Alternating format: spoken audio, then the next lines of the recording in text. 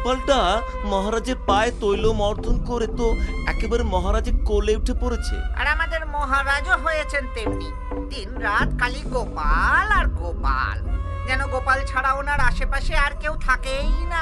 ওসব মহারাজের ন্যাকামো বুঝবে যেদিন গোপাল মহারাজকে লাথি মেরে সিংহাসন থেকে ফেলে দিয়ে নিজে ওই সিংহাসন দখল করবে। তুমি আর মহারাজের বিচার করো না, তুমি নিজে কি একেবারে গোপালের গলায় মালা পরিয়ে তাকে আশীর্বাদ করে তুমিও কম যাও না। আরে সে তো সামনে, কিন্তু পিছনে পিছনে আমি এক বুদ্ধি এঁটেছি। কি বুদ্ধি ভাই? বলবো বলবো, একেবারে রাজসভাতেই বলবো। এখন তাড়াতাড়ি পা চালাও, 10 ঘটিকা সময় হতে চললো।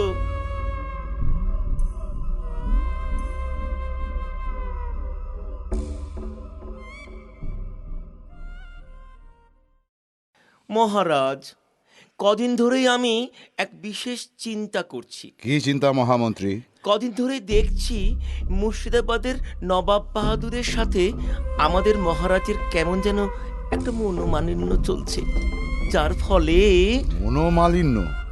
কই না তো।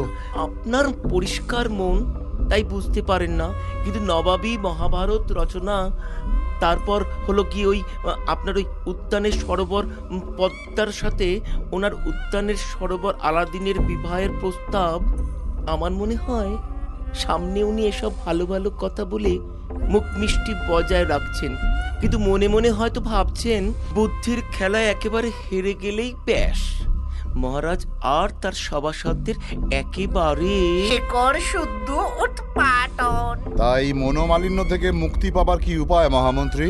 আমার যতদূর মনে হয় আপনার তথা আমাদের এই রাজ্যের ওপর শনির কোপ দৃষ্টি পড়েছে, তাই খুব ভালো হয় আপনি যদি এক ভালো জ্যোতিষীকে দিয়ে আপনার হস্তরেখাটা বিচার করান। তা আপনার জানাশোনা এরূপ কোনো জ্যোতিষী আছে নাকি যে ভালোভাবে হস্তরেখা বিচার করতে পারবে? হ্যাঁ, আছে বই কি। আর সে শুধু হস্তরেখা বিচারই করে না, কোনো দোষ ত্রুটি থাকলে তার প্রতিকারও করে। গোপাল, তোমার কি মত? মহারাজ, মহামন্ত্রী হবুচন্দ্র বয়সে যেমন প্রবীণ, অভিজ্ঞতাতেও প্রবীণ। আমার মনে হয় উনি যথার্থই বলেছেন। বেশ মহামন্ত্রী, আপনি তবে ওনাকে কাল রাজসভায় নিয়ে আসুন। যথা আজ্ঞা মহারাজ।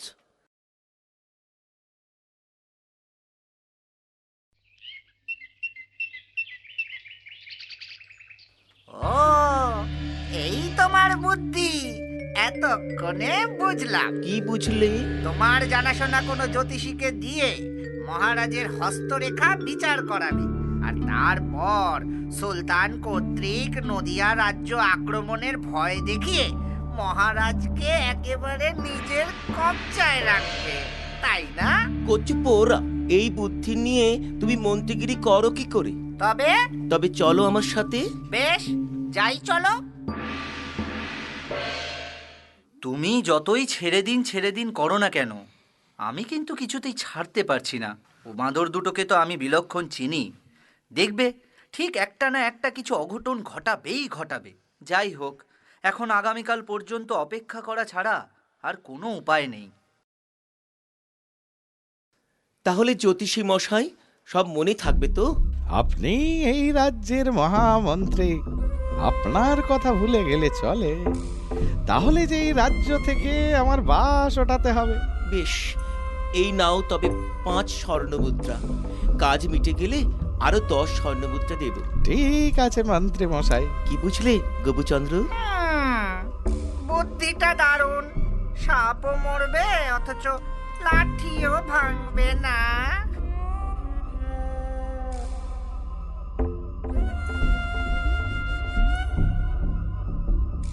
আজ মহামন্ত্রী হবুচন্দ্রে তো জ্যোতিষী নিয়ে আসার কথা ছিল, কিন্তু কিচ্ছু চিন্তা করবেন না মহারাজ, জ্যোতিষীকে সাথে নিয়ে আসবেন তো, তাই হয়তো একটু দেরি হচ্ছে।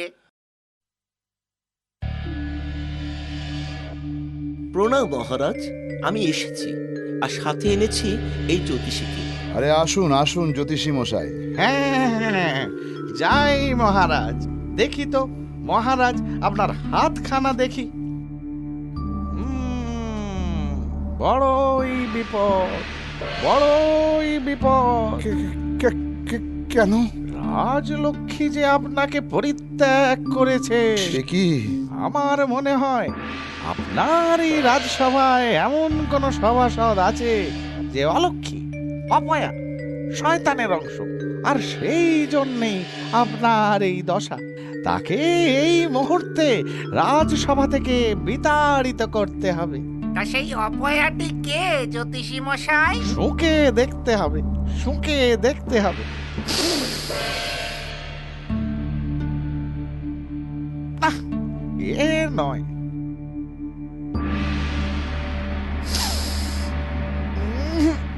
ইনিও নন।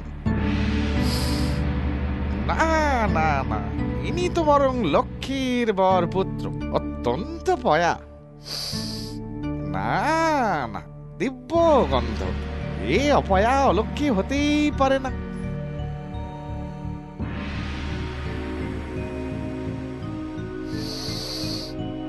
এ তো অপয়া নয়।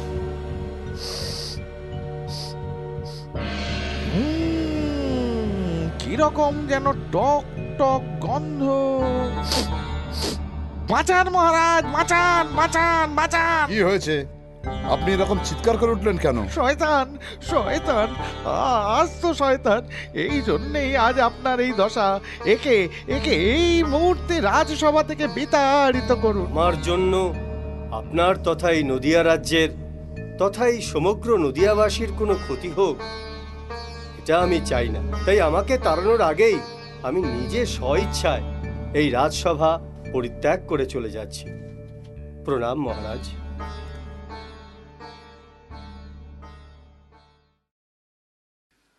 ওহ, নাপ্তের পোটাকে তাড়াতে পেরে যেন একটু নিশ্চিন্ত মনে হচ্ছে। তা যা বলেছ। এবার থেকে মহারাজ আবার আগের মতো আমাদের চাটুকারিতাকে হাসি মুখে স্বাগত জানাবেন, আর আমাদের উপর মুঠো মুঠো সোনার মোহর, হিরে মণি মুক্ত ছড়াবেন। তাহলে তুমি স্বীকার করছো তো আমি বুদ্ধিমান? হ্যাঁ, সে আর বলতে। সত্যি তোমার মতো এরকম বুদ্ধিমান আর হয়ই না।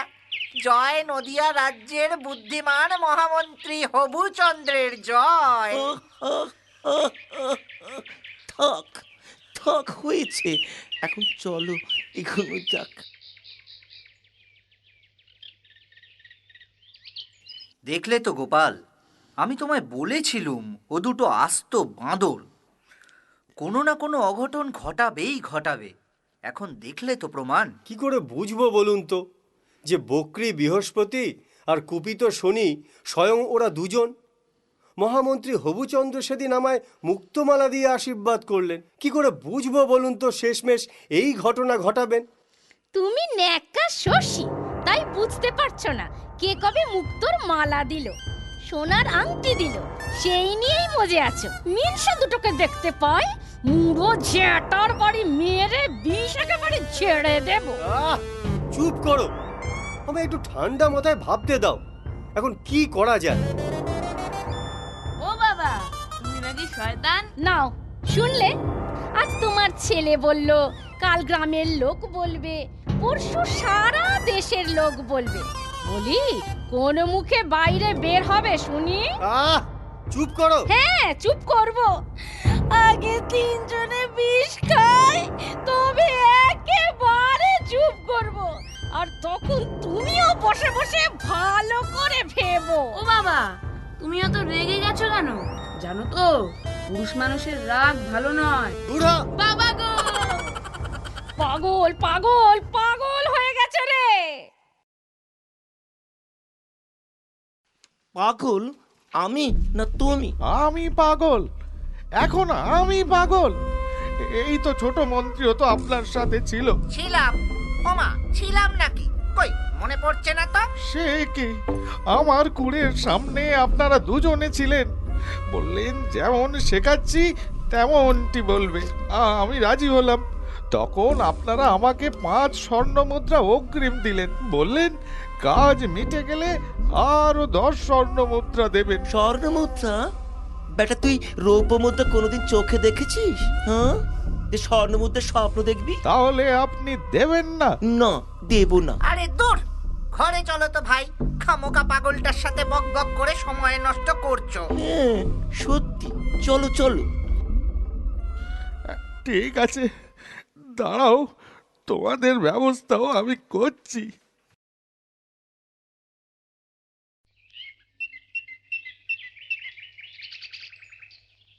গোপাল কর্তা, ও গোপাল কর্তা। কে? ও জ্যোতিষী ঠাকুর, তা এবার কি গণনা করলেন? আমি এই রাজ্যে থাকলে মহারাজের বিপদ। না গোপাল কর্তা, তবে গতকাল ওই বড় মন্ত্রী আর ছোট মন্ত্রী আমার ঘরেতে এসেছিল।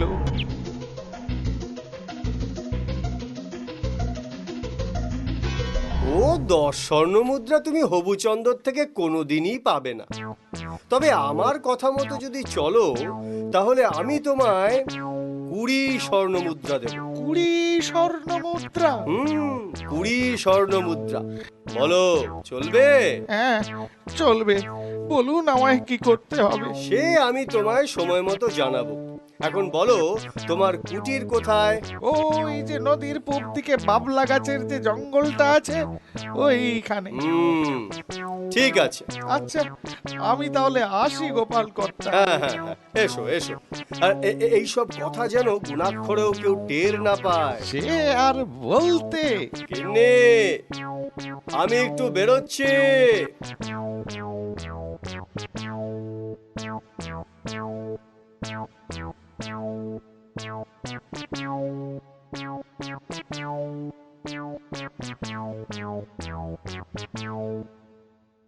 সে কি, তলে তলে এত? কি পাজি রে বাবা, এ দুটো তো পারলে তলে তলে রাজদ্রোহ পর্যন্ত করতে পারে। ওদের তো আর বেশি বাড়তে দেওয়া উচিত হবে না। কাল আবার রাজামশাই পূবের জঙ্গলে শিকারে যাবেন, সাথে ও দুটোও যাবে। আপনি যাবেন না? হ্যাঁ আমিও যাচ্ছি, তবে এখন ও দুটোই তো সর্বে সর্বা। আমার মাথায় এক বুদ্ধি এসেছে, শুনুন তবে।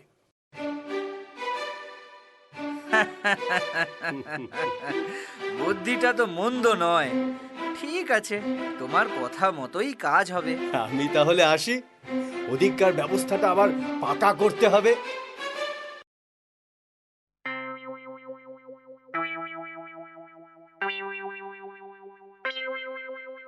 বুঝতে পেরেছো ভাই?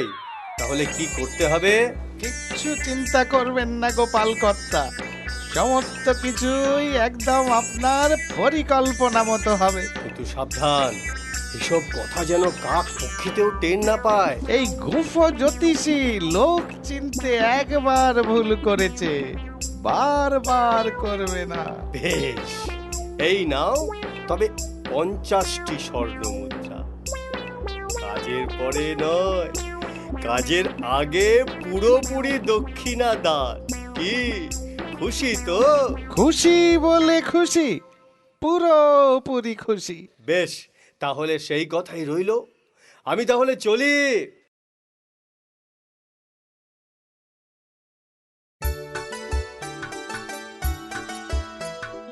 ওহ, আজ প্রাণ ভরে শিকার করেছি। সত্যি, আর 8টা বালিহাঁস, 3টে খরগোশ, 2টো হরিণ।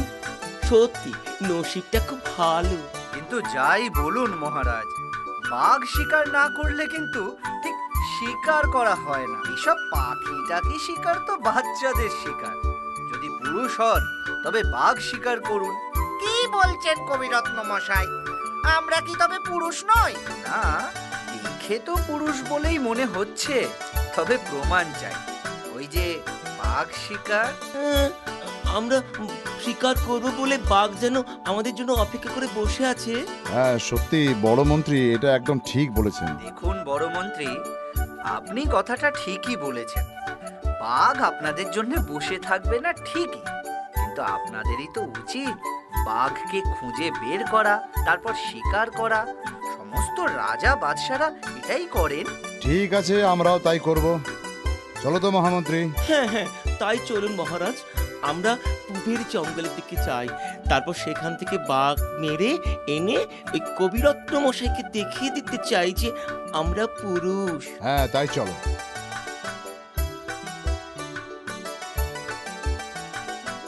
এ কোথায় নিয়ে এলে মহামন্ত্রী?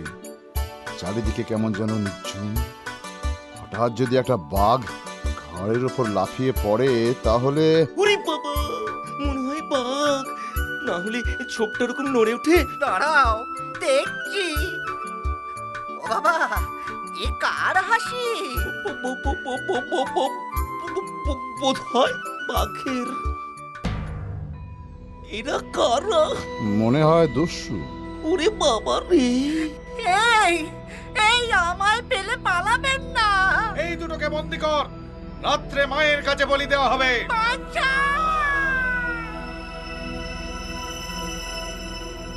এই তো মায়ের থানে তোদের উৎসর্গ করা হবে। হাঁড়ি কাটে ঢুকিয়ে দে। ঠিক আছে সর্দার, এই চল। আমাদের মেরে ফেলো না, দয়া করে ছেড়ে দাও। অনেক মোহর দেবো। হ্যাঁ, দেবো দেবো দেবো। এই চুপ একদম। চুপ করো। এই নাও মায়ের মন্ত্রপুত খাড়া। তিন সর্দার। সাবধান, এ মায়ের মন্ত্রপুত খাড়া। এর এক কোপে তোকে একেবারে জমের বাড়ি পাঠিয়ে দেব। তার আগে তোর ভবলীলা সঙ্গ করব। এবার তোর পালা। আয় আয় এবার। এ বাবা গো! বেটা ভিতুর ডিম দস্যু হয়েছে। আমরা এখানে। হ্যাঁ হ্যাঁ হ্যাঁ, যাই মহারাজ।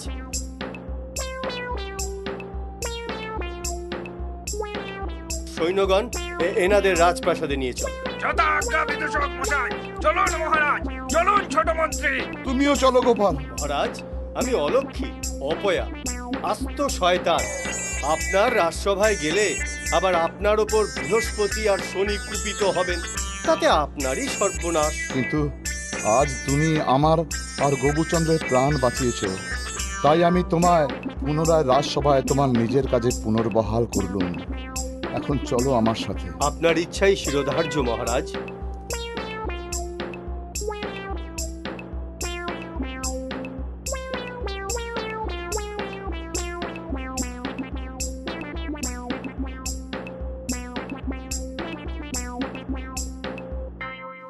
আপনারা সকলেই তাহলে সেদিনকার সেই ঘটনাটা শুনলেন। তাহলে এবার আপনারা বলুন, আমি গোপালকে পুনর্বহাল করে কোনো অন্যায় কাজ করেছি কি? আগে না মহারাজ, আপনার সিদ্ধান্তই সঠিক। আর আপনারা, আপনাদের মতামত কি? হ্যাঁ, আমরাও এই ব্যাপারে কবির সাথে একমত। অবশ্য আপনারা কে একমত আর কে একমত নয় সে ব্যাপারে আমার কিছু এসে যায় না। যাদের মনে হবে গোপাল রাজসভায় এলে আমার সাথে সাথে তাদেরও ক্ষতি হবে, তাদের প্রতি আমার নির্দেশ, তারা এই রাজ্য ত্যাগ করে এই মুহূর্তে চলে যাও। না না, এ কি মহারাজ, আমরা রাজ্য ত্যাগ করবো কেন? বরং গোপাল আমাদের মাঝে ফিরে আসতে আমরা যথেষ্ট খুশি। সকলে বলো, জয় গোপালের জয়, জয় মহারাজ কৃষ্ণচন্দ্রের জয়। জয় গোপালের জয়, জয় মহারাজ কৃষ্ণচন্দ্রের জয়। আহা, কি বুদ্ধিমান বড় মন্ত্রী না হয়েছেন। গোপাল তো গেলই না, উল্টে আরো শক্তভাবে রাজসভায় নিজেকে প্রতিষ্ঠিত করলো। আর মধ্যখান থেকে আমার পাঁচটা স্বর্ণ মুদ্রা চলে গেল। ঠিক আছে, সুযোগ পাই তখন আবার দেখে নেব। আচ্ছা গোপাল, তুমি তো সেই জ্যোতিষীকে নিয়ে সরাসরি রাজার কাছে গেলেই তো রাজা সব কিছু বুঝে যেতেন। তা সত্ত্বেও এত নাটকের অবতারণা করলে কেন? জ্যোতিষীকে নিয়ে সরাসরি রাজার কাছে গেলে রাজা হয়তো আমাকে রাজসভায় ঠাঁই দিতেন, কিন্তু হবুচন্দ্র আর গোবুচন্দ্রকে তাড়াতেন। অন্যের সংস্থান করার ক্ষমতা যখন আমার নেই, তখন অন্যের অন্য সংস্থান বন্ধের অধিকারও আমার নেই। আর দ্বিতীয়ত রাজা মশাইয়ের কণ্ঠস্বরে দৃঢ়তার অভাব ছিল, এবং এর সুযোগ নিয়ে অনেক সভাসদই অনেক রকম অপকর্ম চালাচ্ছিল। আজ তারা আমার ওপর বিরক্ত হয়ে আমায় তাড়ালো। কাল এই ঘটনা আপনার ক্ষেত্রেও হতে পারত। তাই মহারাজের এই দৃঢ় কণ্ঠস্বরের ঘোষণায় সেই ঘটনাটার আর পুনরাবৃত্তি হওয়া অনেকটা কমে গেল। আর তৃতীয়ত হবুচন্দ্র আর গোবুচন্দ্রের মনে চিন্তা ঢুকল। কি চিন্তা? প্রথমত 5 স্বর্ণমুদ্রা লোকসানের চিন্তা, আর দ্বিতীয়ত গোপাল যদি সেই জ্যোতিষীকে খুঁজে পেতে রাজসভায় ধরে আনে, তাহলেই ব্যাস, চাকরিটা তো যাবেই, সাথে সাথে যেতে হবে কারাগারে। হ্যাঁ, এখন তো তুমি আবার রাজার বিদূষক। তোমার অধীনে 50টি সৈন্য, কাজেই খুঁজে পেতে তোমার অসুবিধে হবে না। সত্যি গোপাল, তুমি মহান। সবই আপনার আর মহারাজের দয়া।